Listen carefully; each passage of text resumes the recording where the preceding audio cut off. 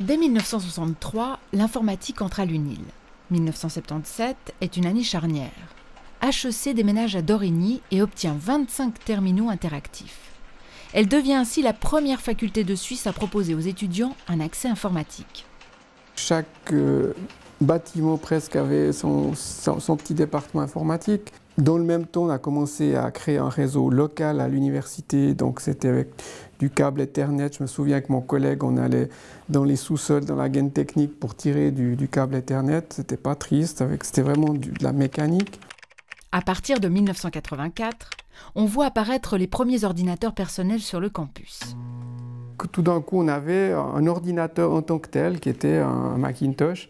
C'était vraiment une révolution, effectivement. Et puis, il y avait quand même ce petit côté ludique qu'on n'avait pas dans les serveurs centraux, qui étaient beaucoup plus sérieux, je dirais presque. Et voici le seul portable du campus à cette époque, utilisé par le recteur uniquement. Il valait le prix d'une petite voiture. Toujours sur sa lancée, l'UNIL fait partie dès 1994 des premières institutions, après le CERN, à disposer d'un site internet. Donc les premiers sites web qui étaient des sites purement statiques, ça c'était vraiment le balbutiement. Maintenant, à quoi ressemblait la première page, je ne me souviens pas, hein, c'est trop vieux. Aujourd'hui, les défis tournent autour de la sauvegarde des contenus, des courriers électroniques, des supports de cours.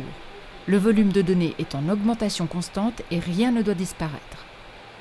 Si on vient à perdre toutes nos données, toutes nos sauvegardes, qu'est-ce qui devient de l'institution? Donc on est en train de construire un site secondaire où on réplique toutes ces données pour être sûr que si on a un problème technique, on puisse les récupérer.